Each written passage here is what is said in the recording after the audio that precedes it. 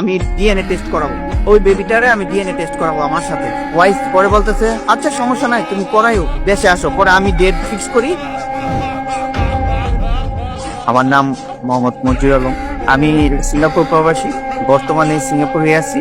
আমি যখন বাংলাদেশে থাকি তখন আমি একটা কোম্পানিতে জব করি। আমার ফ্যামিলি মধ্যবিত্ত ফ্যামিলি আর কি। তো আমার চিন্তাধারা ছিল যে আমি দেশের বাইরে যাব। 3 বছর জব করার পর 2011 সালে আমি সিঙ্গাপুরে আসি। আসার পরে আমি আমি আমার ফ্যামিলির সাপোর্ট দিতেছি, তো ওদেরকে আমি প্রতি মাসে মাসে দিয়ে দিতেছি। 4 বছর হয়েছে। তো আমি ফেসবুকে আমি একটা মেয়েকে দেখি প্রোফাইলে, যে ঠিকানাটা আমি যে জায়গায় আগে বাংলাদেশে কাজ করতাম ওই জায়গার ঠিকানা। তো আমি ওই জায়গায় 3 বছর ছিলাম, আমি প্রায় মোটামুটি ওই এলাকার লোকজন সবারই চিনি। তো আমি এই মেয়েটাকে চিনতে পারতেছি না। পরে আমি মেসেঞ্জারে হাই হ্যালো দিয়ে পরে আমার নাম্বারটা দিয়ে রাখছি যে আসলে আপনাকে তো চিনি না, আমি তো আপনাদের এলাকায় ছিলাম, যদি একটু রিপ্লে দিতেন বা আপনার পরিচয়টা দিতেন। পরে ও হঠাৎ একদিন 10-15 দিন পর আমার নাম্বারে কল দিছে। ওই মেয়েটা বলতেছে যে আমিও তো আপনারা দেখি নাই, আপনি আমাদের এলাকায় ছিলেন 3 বছর, তো আপনারা দেখি নাই। আচ্ছা ঠিক আছে, তো আমি কি আপনার বন্ধু হতে পারি? কয় হ্যাঁ ঠিক আছে, কোনো সমস্যা নেই। পরে এরকম করে 3-4 মাস আমি ওর সাথে কথা বলি। আমি ওর সাথে কথা বলার সময় ওরে আমি খুবই পছন্দ করি। আমি তখন চিন্তা ভাবনা করতেছি যে আমি বিয়ে করব। পরে আমি বলতেছি আচ্ছা আমি একটা কথা বলি, যদি আমি আপনাকে আমার ফ্যামিলিগতভাবে বিয়ের জন্য বলি, আপনি কি রাজি হবেন? পরে বলতেছে আচ্ছা ঠিক আছে, সমস্যা নাই, আপনি আপনার ফ্যামিলি পাঠান আমাদের বাসায়, যদি ওরা পছন্দ করে তাহলে আমরা বিয়ে করব। তো আমার ফ্যামিলিকে আমি জানাই যে আমার ফেসবুকের মাধ্যমে একটা মেয়েকে পছন্দ হয়েছে, ওর সাথে কথা বলছে, আমি যে জায়গায় জব করতাম ওই জায়গায় ওদের বাড়ি। তো আমার এমন ইচ্ছা ছিল যে আমার ফ্যামিলির বাইরে গিয়ে আমি বিয়ে করবো না, ওদের যদি পছন্দ হয় তাহলে আমি বিয়ে করব। পরে আমি আমার ফ্যামিলিকে পাঠাইছি মেয়ের বাড়িতে যা। পরে কথাবার্তা হয়েছে, পছন্দ হয়েছে, বলতেছে মেয়ে মাশাআল্লাহ ভালো, পছন্দ হয়েছে সবার। পরে আমি একটা দিন ফিক্স করে এঙ্গেজমেন্ট করি, মানে আংটি পরাই।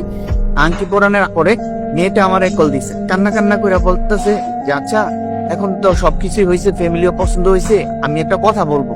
আমি কই কি? কয়ে আমার তো আগে একটা বিয়ে হয়েছে। পরে আমি কই কি বললো? কয়ে হ্যাঁ আমি তোমারে বলি নাই, আর যদি তুমি এখন যদি আমার বিয়ে না করো তাহলে আমার মরণ ছাড়া আর কিছুই নাই, কারণ সবাই জানাজানি হয়েছে যে আমার বিয়ে। তো এখন যদি তুমিও যদি আমার ছেড়ে যাও তাহলে আমি এই পৃথিবীতে থাকবো। তুমি কি এখন আমার ছেড়ে যাবে বাগা? আমি বলছি যে না, আমি তোমার বিয়ে করবো, তুমি এই কথাটা কাউরে বললো না। পরে আমি মানে অনেক কষ্ট পাই, আবার ভালো লাগে। যেমন বলতে পারবো যে না আমি একটা ডিভোর্সে, আমি কিন্তু বিবাহিত না, আমি কোনো বিয়ে করি নাই, প্রেম টেম করি নাই, যে একটা ডিভোর্স হয়েছে, ওটা যদি আমি ভালোভাবে রাখতে পারি সব পাবো। পরে ওর আম্মা ভয় পেয়ে আমাদের ফ্যামিলি আমার মারে জানায় দেয় যে আমার মেয়ের তো একটা বিয়ে হচ্ছে। পরে আমার ফ্যামিলি আমার জিজ্ঞেস করতে যায় তুই কি করছ?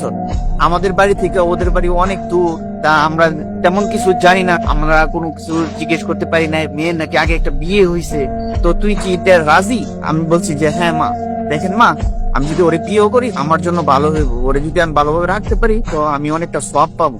আমার মা রাজি হয় আমার জন্য যে আচ্ছা ঠিক আছে, তুই যদি মনে করো নিয়ে চলতে পারবি তো তুই বিয়ে কর। পরে আমি 6 মাস পরে আমি দেশে যাই, সিঙ্গাপুর থেকে দেশে যাই, সবকিছু আয়োজন করা হয়, ডেট ফিক্স করা হয় যে এমন দিন বিয়ে। পরে আচ্ছা ঠিক আছে, পরে আমি আমাদের লোকজন, আমার আত্মীয় স্বজন নিয়ে আমি ওরে বিয়ে করে নিয়ে আসি। আসার পরে আমি চিন্তা করতেছি যে এই মেয়েটা, ওই মেয়ের ফ্যামিলি আর্থিক অবস্থা খুবই ভালো ছিল, আর ওদের বাসা ছিল 3 তলা।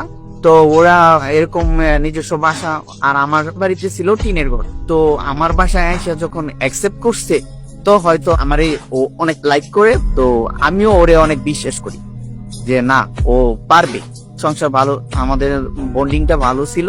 ও আমারে ছাড়া কিছুই বুঝে না, আমিও ওরে ছাড়া কিছুই বুঝি না। ও যা যখন দরকার আমি সাপোর্ট দিতেছি। আমার ফ্যামিলিও খুব, আমার মা খুব ওরে আদর করে, আমার মাও ওরে ছাড়া কিছু বুঝে না, আমার মা অনেক হেল্প করে ওরে। পরে আমি চিন্তা করলাম যে আচ্ছা ঠিক আছে, তো পরে আমি সিঙ্গাপুরে চলে আসি। তো ওরে বাড়িতে রাইখা আমি চলে আসি। পরে ও কনসেপ্ট করে আমাদের একটা মেয়ে বেবি হয়। ওদের বাড়িতে কখনোই যাইতো না, যাইলেও দেখা গেছে আজকে যাইতো কালকে চলে আসতো। এমন আছে না যে বাপের বাড়িতে গেলে 1 মাস 2 মাস, এরকম ছিল না।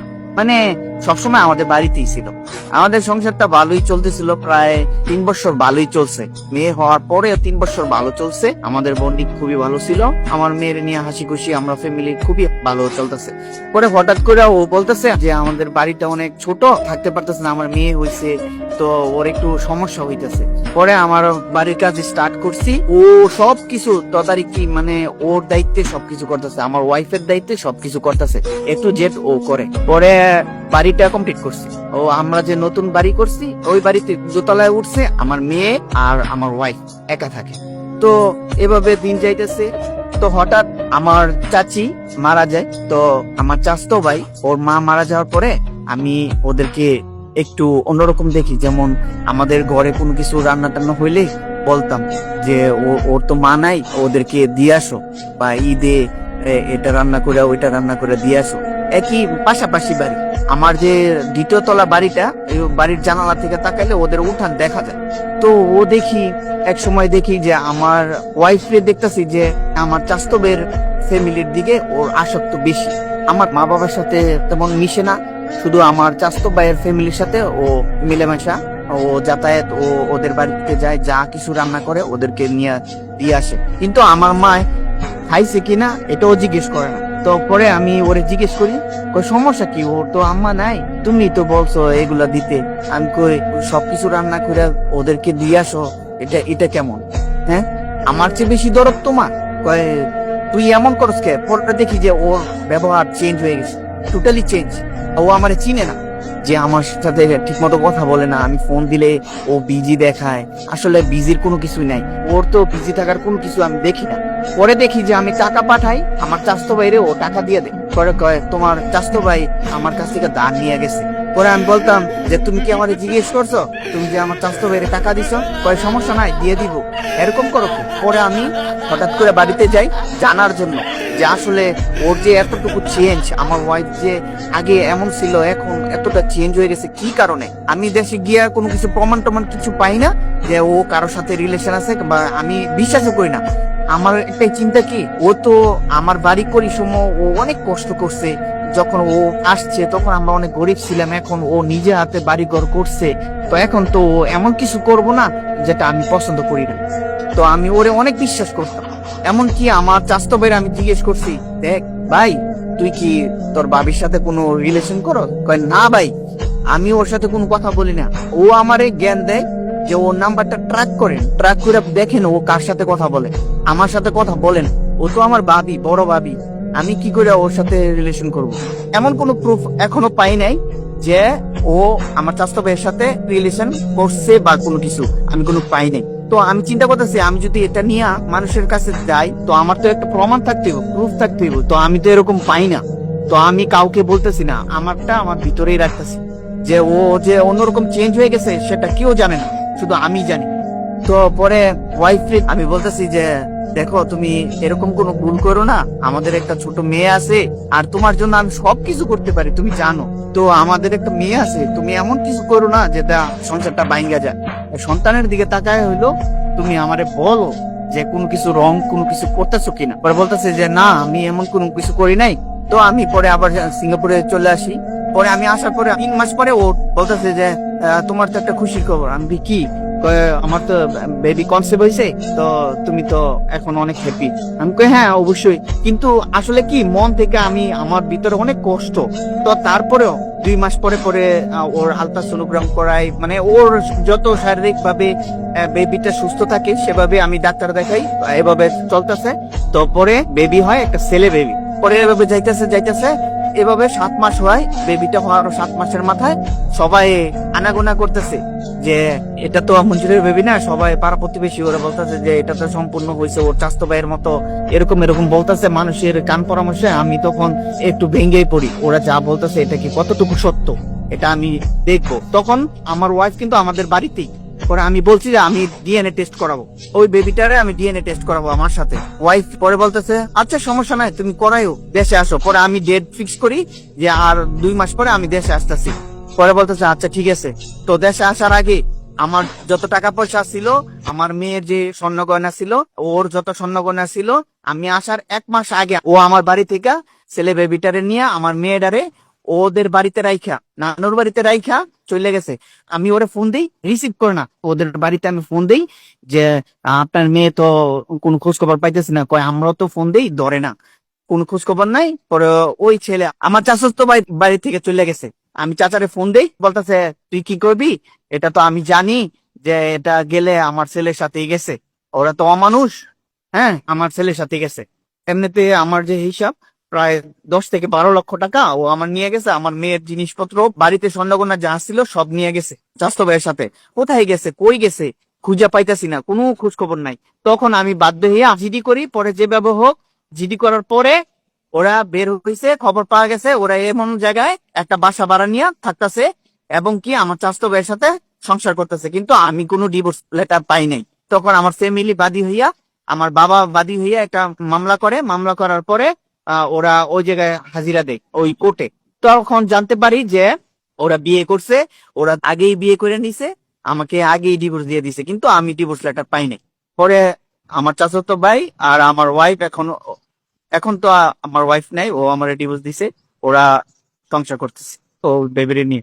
মেয়েটা আমার সাথে আছে, আমার ফ্যামিলির সাথে। আমার মা বাবা অনেক বৃদ্ধ, তারপরও আমার মেয়েটারে খুব যত্ন করে রাখতেছে।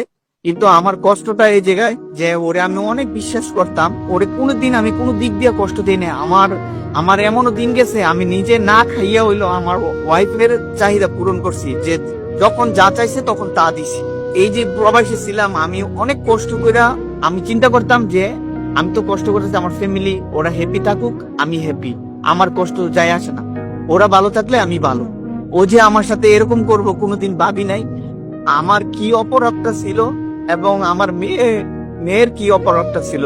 আমার মেয়ে এখন অনেক কষ্ট করে। আমার মেয়ে এখন স্কুলতে আইসা মা বলতে ডাকতো, মা তুমি কই। আর তাহলে কিন্তু ও, ওর একটা হ্যাবিট ছিল, ও যখন স্কুলে যাইতো ওই কোনে আইসা মারে বললে ডাকতো।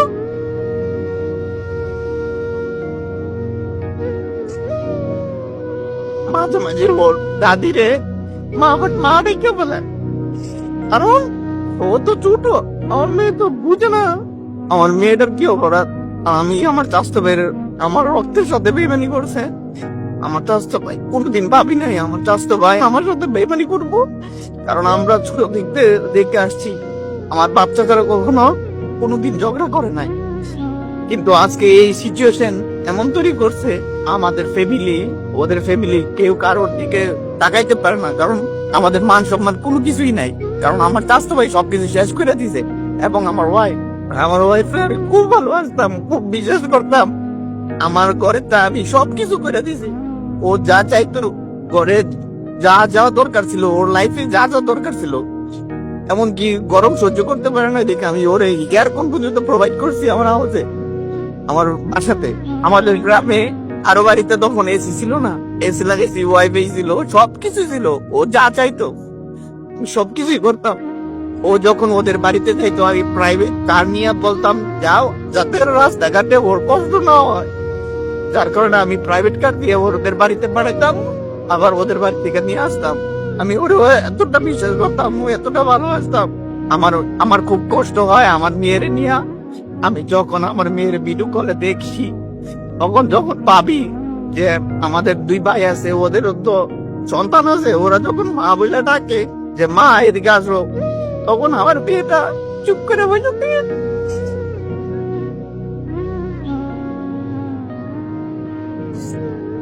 মা বলে ডাক্তার না, আমার চাচা ভাইরে বলবো তুই কেমনে পারলি ওর না রে, তুই কাইরা নিতে। আমাদের সংসারটা খুব সুন্দর চলতেছিল, তুই আইসা আমাদের সংসারটা ধ্বংস করে দিলি। রানীর সংসারটা তুই তসতস করে দিলি। আমার ভাই, আমার মেয়েটারে তুই মা থাকতে দিন করছ। আল্লাহর কাছে একটা ইচ্ছা, আমার মেয়ের ধৈর্য দেখ। আমার মেয়ে এখন আর মার কথা বলে না, কিন্তু মাঝে মাঝে মারে নিয়ে কিছু গান শোনায়, আমারে মারে নিয়ে কিছু সারা বলে, মায়ের নিয়ে কিছু বলে। তখন বলি বাবা তুমি এগুলো বলো না। আমার মেয়ে ফিল করে যে মা নাই।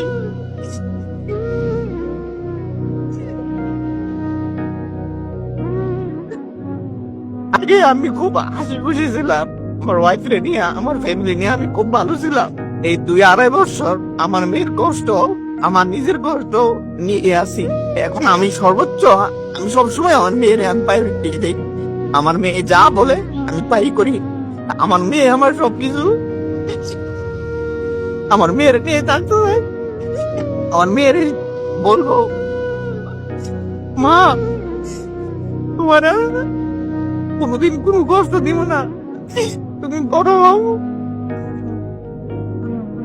এখন টাকা থাকলেও সুখটা নাই, কারণ আমার ভালোবাসার মানুষটা আমার কাছে নাই। তো আমি টাকা দিয়ে কি করবো? আমি এই জায়গায় আমার মনের ভিতরে যে চাপা কষ্টটা শেয়ার করার জন্য আর সবাইকে বলবো এতটুকু, ওয়াইফ রে কোনোদিন অতিরিক্ত কোনো কিছু দিবেন না। যতটুকু দরকার ততটুকু, যতটুকু ফ্যামিলির খরচ ততটুকুই দিয়েন। অতিরিক্ত কোনো কিছুই ভালো না, অতিরিক্ত ভালোবাসাও ভালো না, এবং অতিরিক্ত বিশ্বাস করাও ভালো না। আর আমি এই জায়গায় আসছি যে এই লাভগুরু পেজটা সবাই দেখে, অনেকেই পছন্দ করে।